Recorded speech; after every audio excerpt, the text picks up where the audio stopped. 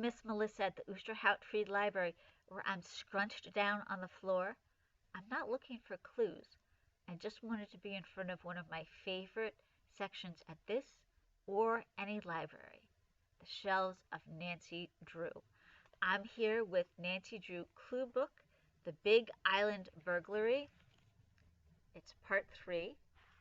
It was written by Carolyn Keene, illustrated by Peter Francis, and published by Aladdin Books. Nancy and her friends are trying to help a man named Harry who can't find his expensive camera. It went missing during the luau. Nancy and George sat on the lounge chairs by the pool. They looked at the list in front of them, their clue book.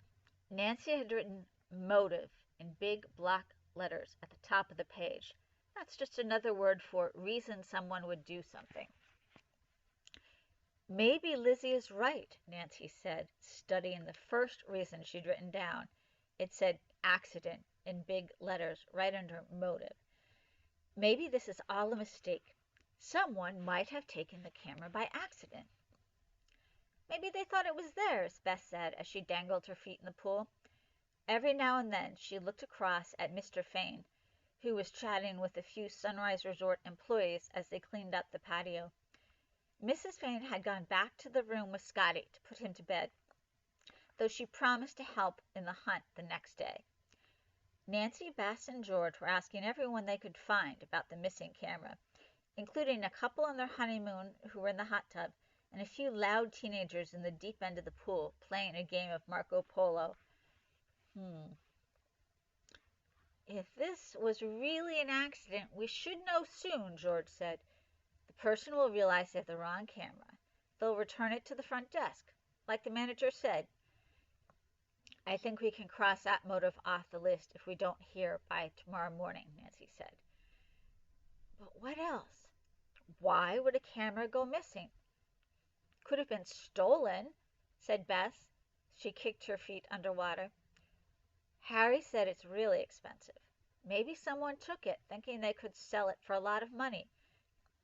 Who comes all the way to Hawaii to steal a camera? George asked. That's true, Nancy said. Almost all the people on the patio were other families on vacation. It would be kind of odd, but that doesn't mean someone wouldn't do it.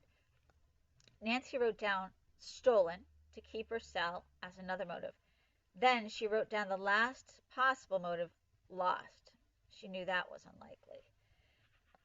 When Nancy and her friends sat down to take notes, Harry and Carol Hendricks, the owner of the missing camera, had gone back to the patio to search for the camera again. They wanted to see the Sunrise Resort team take apart the stage, in case the camera had fallen and been kicked underneath. Lizzie and Z had left, that's their kids, saying they had to go to a party on the beach down by the surf shack. They'd promised to continue the search in the morning. George pointed to the other end of the pool. Here they come. The Hendrickses were walking towards them. Their hands were empty. Mr. Fane wasn't far behind. Nothing, Harry said as he got closer. He shook his head. No one saw the camera, Mr. Fane shrugged, and they checked and rechecked all the tables and chairs to make sure nothing got wheeled away that shouldn't have. I'm not sure what else we can do. Nancy crossed the word lost off her list. It was still possible someone had taken the camera by accident, but she knew now that it hadn't been misplaced. She flipped to a fresh page. Did you notice anything strange tonight? Is there anyone you remember acting weird? Nancy asked. Sometimes, when people thought about it, they remembered new details. Carol murmured. I don't think so. Was there anyone you spoke to recently who stood out? Bess asked. Well, now that you mention it, Harry said. Yesterday, some guy at the beach thought I stole his lounge chair. He was older, white hair. Do you think that could be something? But we didn't see him at the luau, Carol said. I guess you're right, Harry agreed. He wasn't there. Besides, I don't think he'd take your camera as revenge, George added.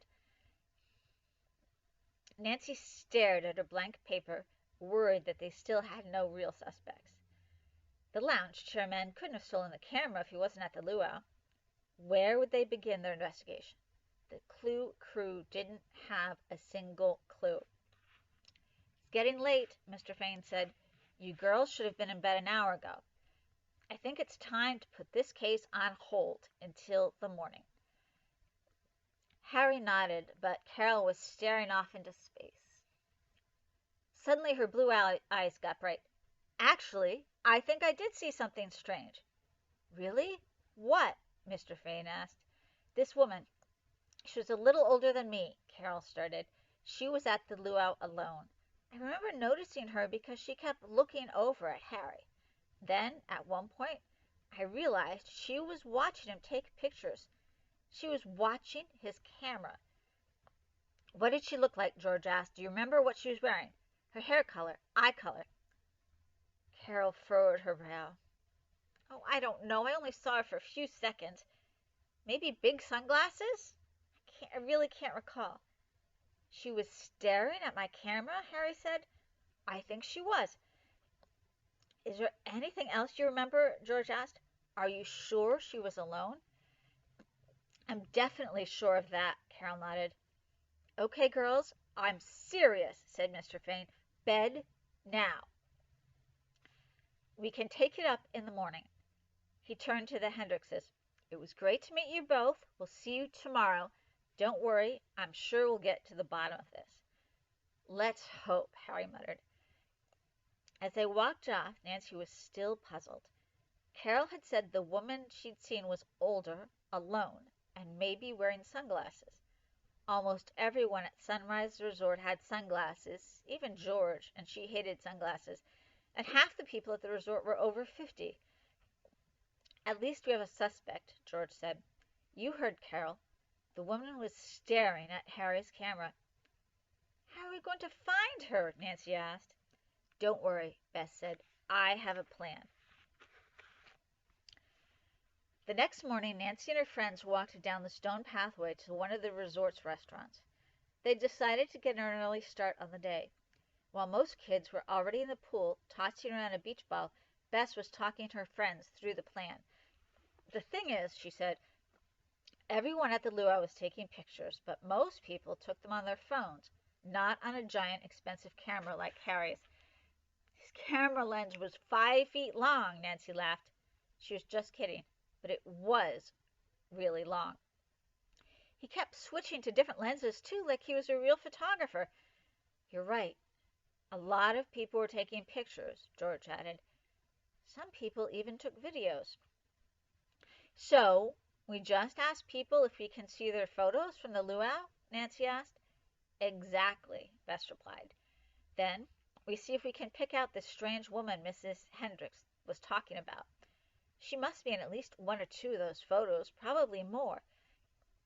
The new cell phone cameras are so good, we can probably zoom in and crop the photo to get a perfect picture of her," George added. She loved technology, and it came in handy when they were investigating. The girls strolled into Sunrise Resort's biggest restaurant, the Green Pineapple. It smelled like pancakes and eggs. They'd come here every morning since the first day of the trip, piling their plates high with waffles, scrambled eggs, and dragon fruit. Nancy wanted to run over to the buffet and grab a juicy strip of bacon, but she knew she had to stay focused. "Let's split up," Beth suggested. She waved towards the tables in front of them. "I'll take all the round tables to the right. George, you should take all the round tables on the left. Nancy, you can talk to everyone in the booth." The girls went their separate ways. Nancy approached a family first. The two men had a baby and a toddler with them. "Can I ask you a question?" Nancy said. "Sure thing," one of the men said. He had curly hair and was feeding the baby orange mush. "What's up?" "My friends and I are looking for a woman who was at the luau last night. The only problem is we don't know her name or what she looks like. But we think someone got a photo of her." The other man shrugged. He was wearing a bright green shirt and had a 5 o'clock shadow. We weren't at the luau last night. We had to put these two to bed. We did see the sunset from our balcony, though." He pulled his phone out of his pocket and showed Nancy a picture of a pink and orange sky. She smiled. It really was a beautiful photo. No problem, thanks, she said as she left them to finish their breakfast. She tried the next table, but the young couple there said they hadn't taken any pictures at the luau. The next family had a bunch of pictures on the mom's phone, but they were all of her 5-year-old eating poi for the first time. It wasn't until Nancy asked a fourth table that she found some useful photos. "I've gotten pretty good at this type of thing," the white-haired woman said. She was seated with an elderly woman with huge pink earrings. "Technology is so wild." The woman flipped through dozens of photos, but there were none of the suspect Carol had described. Nancy was just about to try another booth when George called out from a table a few feet away, "Nancy! Bess! I found something!" Nancy ran to George's side. She was standing with a young African-American couple. The man was wearing a Hawaiian shirt, and the woman had a colorful sundress. Nancy leaned over and looked at the phone screen as the man scrolled through his album.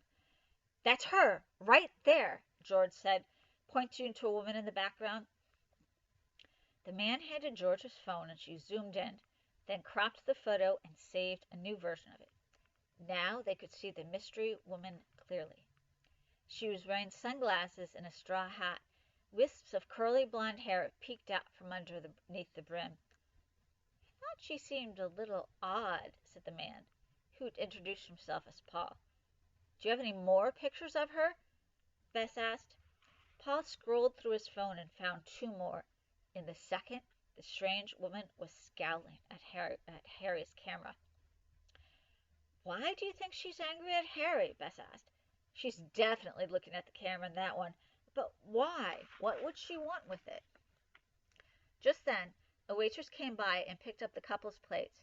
She stared at the phone a little too long, trying to see what Nancy and her friends were doing. "That's Olivia Andrews. She's been coming here for years. Always stays in one of our penthouse suites." "Really?" Bess said. "Do you know where she is now?" "I think I saw her at the spa before," the waitress said. "Why?" But the girls were too excited to answer.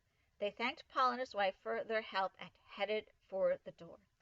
The spa was all the way on the other side of the resort, so the girls ran down the stone path, passing 2 different pools and another restaurant along the way.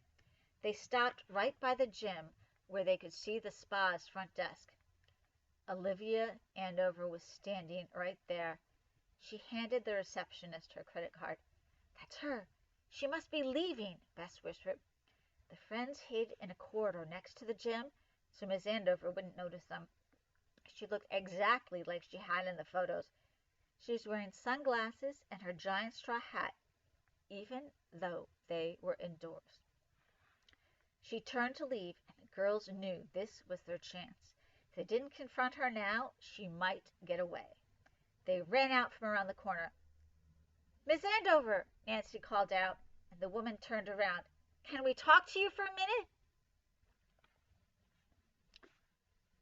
Well, what's the mystery woman going to say? We'll find out next time on Book Bites. And now, a little bit about another mystery, about who wrote the Nancy Drew book. When I was a kid, I loved Nancy Drew so much, I planned to write a fan letter to the author, Carolyn Keene. That must have been when I found out that Carolyn Keene is a pseudonym, a fake name. Writers who hide their own names are sometimes called ghost writers, and a long line of them have written Nancy Drew since 1930. That was a secret for decades, and ghostwriters signed contracts promising not to blow Carolyn Keene's cover. The identity of the first, Mildred Wirt Benson, was mostly unknown until she testified in court in 1980 during a lawsuit between 2 publishing companies. Fans loved hearing about Benson's real-life adventures. She traveled widely, using a machete to hack through the jungle in Central America, was a pilot and a journalist who turned in her last article hours before she died in 2002, at the age of 89. Her obituary was national news. The other well-known real Carolyn Keene was Harriet Adams. Her father started the company that created Nancy Drew, and Adams and her sister inherited it. Adams sometimes claimed to have written most of the books, but usually she wrote outlines for others to flesh out and then edited the books. In the 50s and 60s, she overhauled them to remove racial and ethnic stereotypes. Under different pseudonyms, she was among the authors of the Hardy Boys and the Bobbsey Twins series. Series often get written under pseudonyms because publishers want to get out lots of books and keep the series going over the years. The Rainbow Magic series, very popular here at the Oosterhout, is published under the pseudonym Daisy Meadows, but written by 4 women. The name on the Craftily Ever After series, Martha Maker, is also a pseudonym. We have several books here about the history of Nancy Drew. I think you'd really enjoy checking them out. Hope to see you soon at the Oosterhout Free Library.